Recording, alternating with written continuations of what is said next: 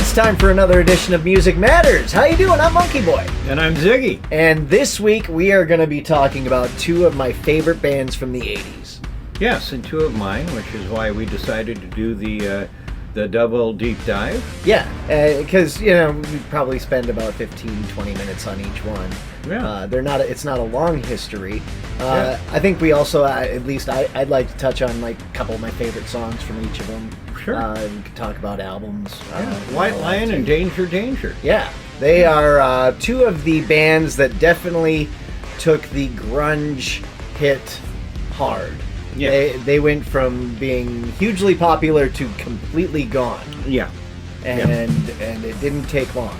No. And there's some reasons why, and we'll talk about especially Danger Danger as to why things just went the way they did. And White Lion, there's some similarities in there, but also different circumstances as well. But we'll talk about that.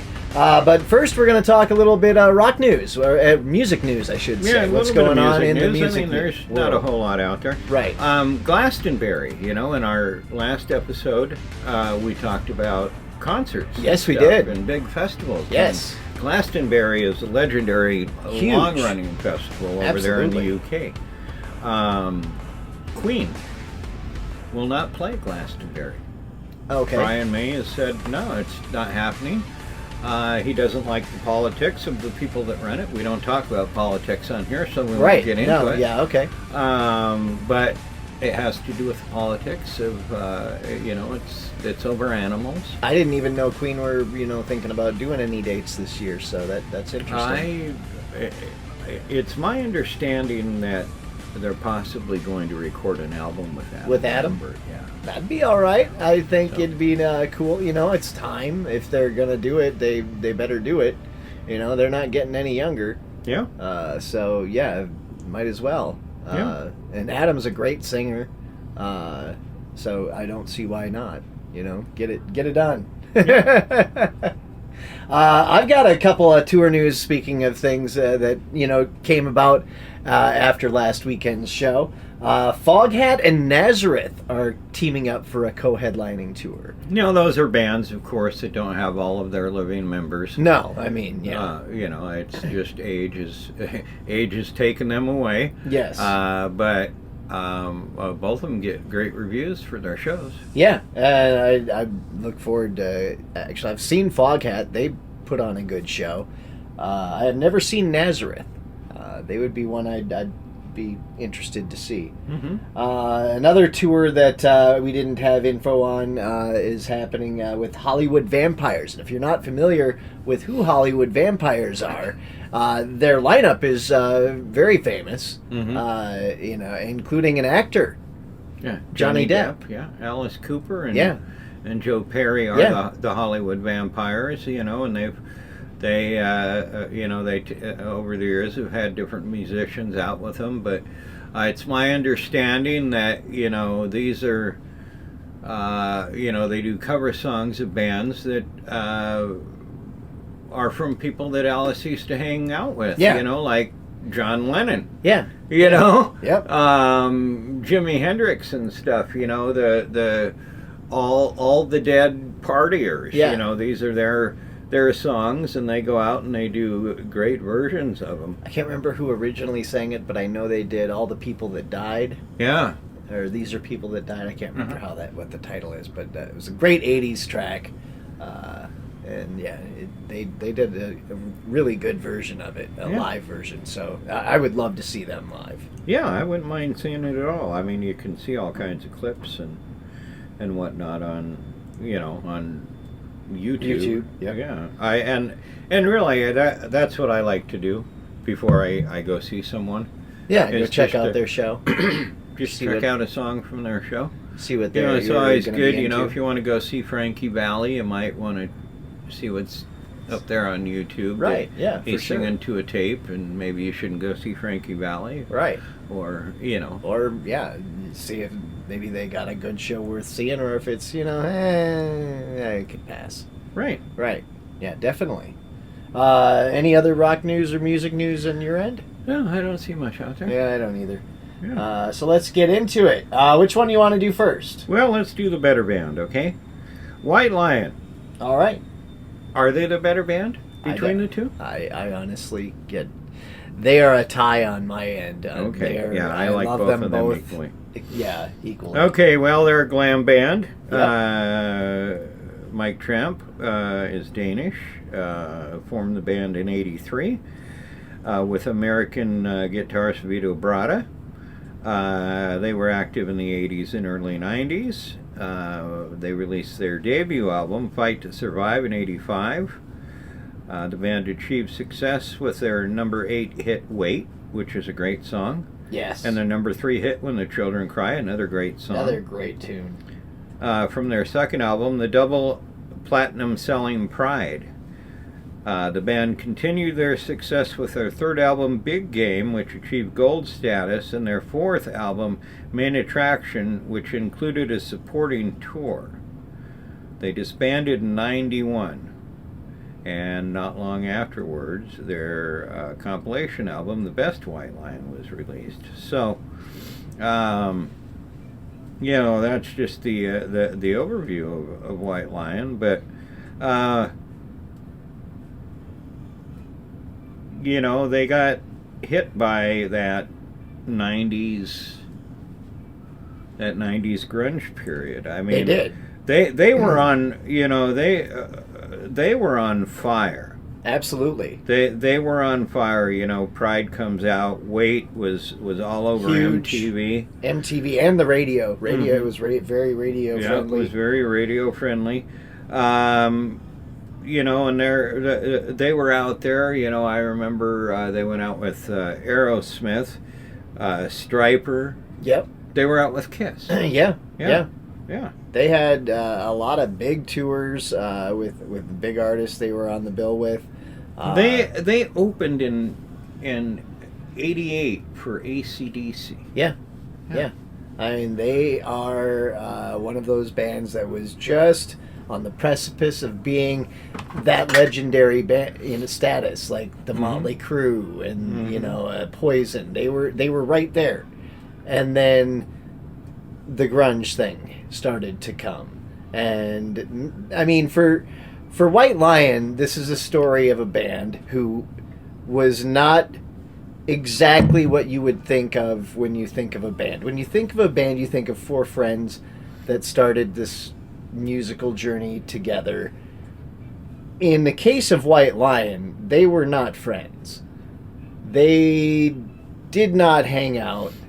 They were more of just business partners. They went out, they did their job, then they, got away from each other. They did not hang out. There was some bad feelings between Vito and Mike. But they were able to put that, past and do the job. And it got to a point in '91, I think, was the year that, they had, I think there was a record label issue, along with the appearance of grunge, and Vito just kind of done with Mike. And he also was kind of done with the whole scene. He was just tired of it, the whole music, business end of things, that he decided. Plus, he also had some family issues. His father was dying of cancer. His mother needed help. So he just literally fell off the face of the world, as far as being famous and a rock star, and then gone. Nobody saw or heard from him for years. And he was okay with that. He was, there for his family, which is a very cool and understandable thing. He also suffered a wrist injury, which, and this was later on in like the 90s or early 2000s, that caused him not to be able to play quite as well as he used to. So there was that. Now, that's kind of why White Lion went away. Mike Tramp tried to keep things going. Well, I was going to share this statement from Mike Tramp. Yeah. I was kind of shocked because to me it sounded like Vito and I weren't done working together. And I was surprised that he never put up a fight when I said no more White Lion. It was that he just lay down and gave up. I'm not saying White Lion would have continued if he and I had put up a fight. But I am sure that if we had sat down and talked and really looked at the picture and sorted out what had gone wrong, and how much was our fault and how much was Kurt Cobain's, then there could possibly be a mature, musically serious band existing today called White Lion. You know, that reference to Kurt Cobain is, you know, the onset of the onset of. I mean, it grunge. really did just destroy a whole genre of music. Like it made it disappear. It killed it. But as we've discussed before, that is not the sole reason that hair music ended. It had just. It was one of many. It was it just everything there at the end had become a copy of a copy of a copy. Yes. And the original and the copy was okay. Yeah. But then when it went beyond there, and you know, all the guys in one band have blonde hair, all you know, it was just, you know, dress them the same, make them sound the same. Yeah. And in addition to, I think males at that time of our age, we had grown somewhat tired of it. Yeah, we were looking for something else. We were looking for something else, and grunge did have that energy that made you go, wow, this is something new. Yeah, this was exciting, and I know for me it made me feel like I could kick shit. Yeah. Oh, it definitely helped get out the aggression. Yeah, the aggression, sure. And so you know that was something new, but you know. Even past that, you know, some of these bands tried to survive. You know, Warrant was one of those bands that, you know, tried to do a grunge album, and I didn't care for it. But there was only one album that I really didn't like from Warrant during the Janie Lane years. But there was only one that I couldn't find anything that I really liked, and that was Belly to Belly. Yeah. But everything else, I still love. Like, I can find something great on pretty much every album. So that's for me in Warrant. But anyway, with White Lion, you know, Mike did a okay job at trying to keep the name out there anyway. Mm-hmm. Even though when you talked to Vito, that was what pissed him off a lot about, you know, the band, was that he was going out as White Lion without him, even though he didn't really want to be part of that right then because he was taking care of his parents. It still bothered him, kind of like an ex-girlfriend, you know, doing the same shit that you get tired of and you still keep hearing about it and whatnot, you know. So I get that. Vito actually did say in like 2007 he was open to, you know, reuniting, but the fact that he's still doing this whole White Lion thing without him, that's the big holdup of everything. Mm-hmm. is Mike and his use of White Lion without Vito. Yeah. Well, I mean, you know, they have great songs. Oh my God, do they have great songs. I mean, you know, like the whole album for White Lion, starting with Pride, I would say, I can listen to each one of those albums and not have to skip, you know, too many songs, like maybe one or two. Well, you know, again, we already talked about Wait. You know, there was Lady of the Valley. Tell Me. Yeah. Another great tune. Yeah, that came off that. Tell Me was a great track. Lady of the Valley is a deeper track, but man, that thing rocks like no other. I love that one. All You Need Is Rock and Roll. That's great track as well. Sweet Little Lovin'. You know, that album was solid from front to back. All Joy in Our Hands, and of course When the Children Cry to wrap it up. Killer album. And then Big Game followed that. And this one wasn't, I don't think, as good as Pride was. But I still enjoyed every song. Little Fighter is probably my favorite track off of it. Cry for Freedom. Yep, I was a big fan of Living on the Edge. I thought that should have been a hit back in the day. If My Mind Is Evil, Don't Say It's Over. Those are really good tunes. Their cover of Radar Love was a Radar. Radar Love was a hit. So that was a good one. But when you talk about White Lion's albums, Main Attraction, it doesn't get better than that. Yeah, Main Attraction is the album that came out and went nowhere just because of, you know, the onset of grunge. But goddamn, this album, Love Don't Come Easy is on there. Broken Heart, You're All I Need, Farewell to You, Till Death Do Us Part. You know, of course, Lights and you got to talk about the opening track, Lights and Thunder. That fucking song, Lights and blew my Thunder. Mind, man. Now, that's I think killer. You know, they break up after this. Yes, you know, in '91. I'm talking about White Lion,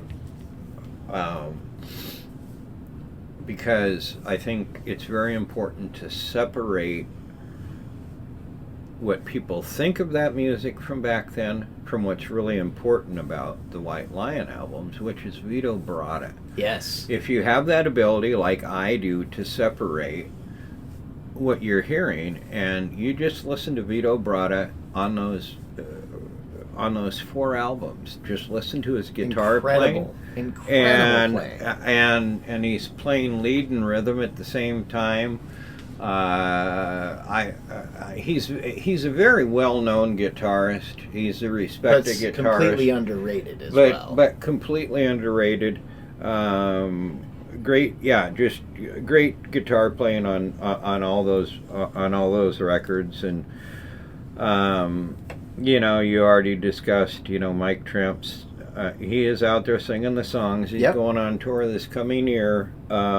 He's released a lot of re-recordings as Mike Tramp as White Lion. Well, he just, you know, he wants the flag to be out there. Yeah, and I'm happy that he's, you know, at least the music's out there. He can't sing them like he used to. Like he's brought it down an octave. That's you know, for the gatekeepers that think he can sing like that 40 and 50 years later. No, you can't. No. So, James Lomenzo was a former White Lion. Yes, he was. And he's played with a lot of people. He's currently back with Megadeth. Yeah. Greg D'Angelo, one of my favorite drummers from that time. He's still out there. He's still out there doing it. I was going to look up. And did you know that he was in Anthrax in '81 and '83? I did not. I did not until I was just looking around here. I did not know that he was in Anthrax. I didn't either. He joined the band Cities in '85. He joined White Lion in '85. He's played with Pride and Glory. Oh, I love Pride and Glory. With Zakk Wylde. Zakk Wylde, yeah. He's played with Stephen Pearcy of Rat, his solo band. He plays with a group called Legends of Classic Rock. He just played with somebody and left him. I forget who it was, but they're all still out there except for Vito. He's cooking pasta in the kitchen or something. And, he's enjoying his retirement. Yes, but the other band we're going to talk about is another great guitar player. Oh my God. Who's no longer with the band, but his name is Andy Timmons. Yes. And I think if you're a gamer, you probably know Andy Timmons. He's done just tons of gaming soundtracks. He's done movie soundtracks. He's a very highly respected guitarist. Yeah. He's spent his time since Danger Danger playing all forms of music, releasing solo albums. But that's the other thing about the Danger Danger records is listen to the guitar playing. Yes, yes. And I at least for the original lineup, well, not original lineup, but the lineup that hit with with their first and second albums, Ted Poley, I think Ted Poley is a great singer. Poley. He's one of my favorite vocalists. Yeah, him and Janie Lane are two of my favorites from that time. But yeah, Danger Danger, they formed in '86 with vocalist Mike Pont and bassist Bruno Ravel and drummer Steve West joined in '87. The lineup also featured then future Savatage and Megadeth guitarist Al Pitrelli. Yeah. Yeah, that is amazing guitarist. They've always had good guitarists. Yes. And on keyboard was Casey Smith. Mike Pont later left the band and was replaced by Ted Poley, who previously played in the band Prophet as a drummer. He wasn't even singing at the time. And they were like, you know what? We want you to sing in our band. Because he, I guess, was one of those guys that would sing in the background. Yeah. And they were like, God, that dude can sing. Let's get him on front. And yeah, that's what they did. They made they made an attempt to record a demo, and it failed for some reason. And then they made another attempt at recording a demo, and this time it landed them a recording contract with Epic Records. In '88, Pitrelli left Danger Danger, and shortly after, Pont and Pitrelli reunited to form a new lineup of Hotshot. And since then, Pitrelli has played in various other bands. Pitrelli played on most of the Danger Danger compilation album Rare Cuts, if you have heard that album. In '88, Soraya guitarist Tony Ray joined briefly and played on part of their debut album before returning to his previous band. Andy Timmons replaced him, and he's, from that point on, I mean, it just kicked ass. The album spawned two hits that they released with Andy Timmons, Naughty Naughty and Bang Bang. It's funny because Danger Danger, he's just one word twice. Mm-hmm. That's what they were known for. They got a lot of spins on Headbangers Ball in the early days with Bang Bang. The band went on to tour and open for Kiss, Alice Cooper, Extreme, and Warrant. Before Danger Danger, what was his name? Andy Timmons was in the band Hotshot with original Danger Danger lead vocalist Mike Pont and Danger Danger bassist Bruno Ravel. So it's kind of funny how it's all kind of went around. They went to Fort Lauderdale, Florida to record their second album, Screw It, in '91. That album spawned two other hits, Monkey Business and I Still Think About You. In my opinion, Screw It could be the best hair album of all time. I love Screw It. I can listen to that anytime. I'm really only into Danger Danger and Screw It. Yeah, Screw It, that album is so good. I mean, front to back. Yeah. It is so good. In '93, the band had finished work with their third album titled Cockroach, which I freaking love, but the story behind Cockroach is a long one. The band, right as soon as they finished recording it, decided, we're going to fire Ted Poley. There were some issues. Ted wanted to do things a little differently than the band did. They were kind of tired of his attitude. And so they decided they wanted to go a different way. Also at that time, and it is obvious to point out, Nirvana was hitting. Mm-hmm. So all these bands were kind of looking at their contracts get, canceled or, just sat on and, no promotion, nothing. And they're noticing that, it's time to make a change. So they got rid of Ted Poley, and Paul Lane was hired by Ravel and West as the new singer, and he re-recorded the vocals for Cockroach. And they were about to release the album, and Epic thought it was in their best interest to shelve the record because of the fact that Ted Poley had sang on those songs, and they didn't want to get into a lawsuit. They didn't want to pay for any of that because that type of music was not being promoted at that time. Right. So they were like, nah, so in addition, Timmons left the band shortly thereafter to pursue a solo career. Timmons went on to play guitar on both of Kip Winger's solo albums. I did not know that. Ravel and West formed their own label, Low Dice Records, started working on a new album with Lane, and they released Dawn in 1995. Now, this album I did not like at all. Well, I was not a Paul Lane fan. Yeah, so. I liked some of his stuff, but yeah, not this one. Dawn was a completely different sounding album. It was more somber, introspective. It was partly marketed through the band's fan club, newsletter, and website. Like, it got no promotion at all.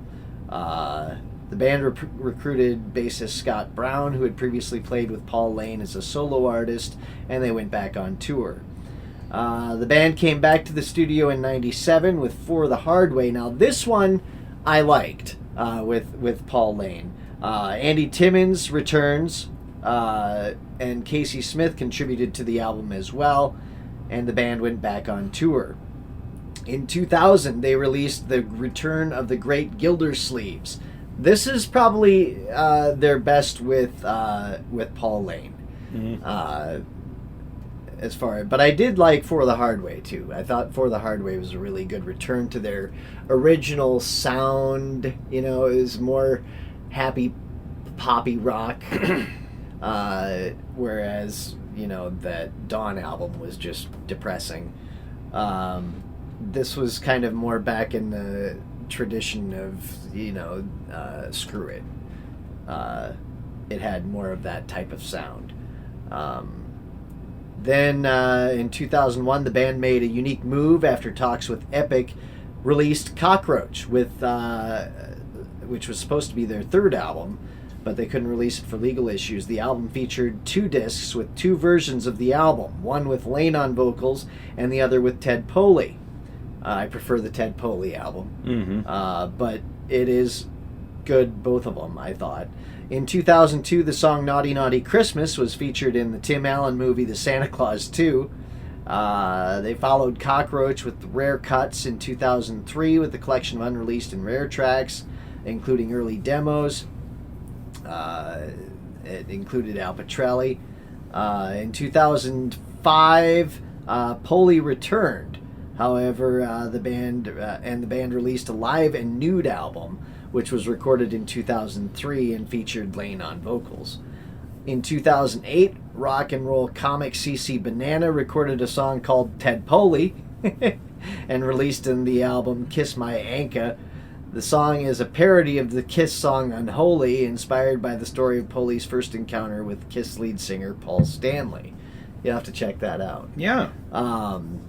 In 2009, the independent label Frontiers Records released Revolve, featuring the return of Poley as lead singer, as well as new member guitarist Rob Marcello.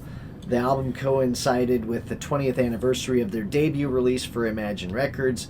The classic lineup of Ted Poley, Bruno Ravel, Steve West, Andy Timmons, and Casey Smith reunited in 2014 for a series of touring dates, but that's the last of what's been around with Danger. It's been I think they did some stuff last year. Yeah, it's they still sound great. Great. I am a huge fan of them. Like Screw It and Cockroach are my favorite albums from them. The Ted Poley Cockroach. Yeah, the Ted Poley stuff. I never got into Paul Lane. I don't know what it was, but yeah, those are 2 records that I like to go back to. Me too. Me too. I like to, as everyone should know on the podcast, I like to stay up on current music. But when I go back, those are 2 I almost always listen to. I like to, listen to the early Cinderella stuff and whatnot. But we'll take a look at more. If you're going to look at a Pauline song from Danger Danger, I would suggest maybe Still Kickin' off of For the Hard Way. Captain Bring Me Down's kind of a good little mid-tempo number. Let's see. They also... anything off of The Cockroach 2 with him on it is good. But yeah, those are the ones I'd check out. Well, it's been a nice deep dive. A double deep dive. A double deep dive. Two of my favorite bands. I can't say enough good things about either one of these bands. And had grunge not come along and done what it did, I think these two would have been a lot bigger, had a lot better career. I'm not saying that, Vito would, not gone and taken care of his family, but maybe, they would have reunited had there been more interest and they had gotten past or they didn't have the Kurt Cobain thing. Then, maybe we'd still have a White Lion and Danger Danger out there. Hopefully Danger Danger's still a possibility. The wonderful thing about music, like so much of life, is everything changes all the time. Yeah, it's true. So, when we were younger, what was the big thing? Oh, God, there was so many big things. Hair metal. Hair metal, yeah. And then boom, grunge. Yep. But now, what's the big thing, Andy? Metalcore? I don't know. As far as the rock world? No. Oh, K-pop is K-pop. The big thing. K-pop is taken off. Yeah. So, I know you're excited. I believe in the next episode, it's our introduction to K-pop. Yeah. So I'll get a deep dive into it. Yeah, I want to help educate the older audience. Yeah, because you love this stuff. I do love K-pop. Yeah. I think it's really weird that I'm 56 and listening to K-pop, but it's starting to take over the world, and your kids are going to be dancing to songs that are going to maybe drive you nuts. I don't know. Yeah, they probably. Well, it comes full circle, doesn't it? Because your parents, I know my parents were like, "What is this shit you're listening to?" Yeah, I guess that's just. It's a cyclical thing. It's a cyclical thing, but K-pop is essentially pop music. I mean, they just put a K-pop. It's Korean artists, but there is a different thing about it, and so we'll talk about that in a coming episode. And boy, we got lots of ideas. Oh, so many. We got lots of ideas. I know. Eventually, sometime this year, we're going to talk about SoundScan. SoundScan, yeah. That'll be an interesting episode. Yeah, we can talk about that. Sometimes we might get deep and intellectual. Yeah. Look out. Well, we have as intellectual as two 50-year-old DJs. We were driving around yesterday, and we were talking about, we need to maybe have more intellectual music conversations. Sure. Because don't ever take music for granted. Never. No, absolutely not. Because we're very lucky to have music. Imagine your life without any music. I really can't. Music anywhere. I can't. And so when you hit play on your streaming device, when you turn up the radio, you don't realize that there's so much more to what you're hearing. Oh yeah, there's so much that went into that song. And that's what we talk about on the podcast, is who's playing on the song, who wrote the song, how did the song come about, what's the song about? Yeah, what's the song about? It's a beautiful thing, and so we might as well, look at K-pop for a little bit. All right, that sounds good. Kind of help the people from not going nuts, because Golden, right? By Huntrix. Yep, it's number one right now. It's been number one forever, and it will make you drive off the road trying to end life, having heard it for the 5,000th, if not 7,000th time. Yeah, that is what they are pushing on us. Yeah, but you don't have to end your life over K-pop. No, I'll point you in the direction of some stuff that you can dance to your kids with, and I'll just tell you right now, if you don't like Blackpink, we can't be friends. All right. There you go. All right, I'm Ziggy. I'm MonkeyBoy, and this has been Music Matters. Thanks for listening.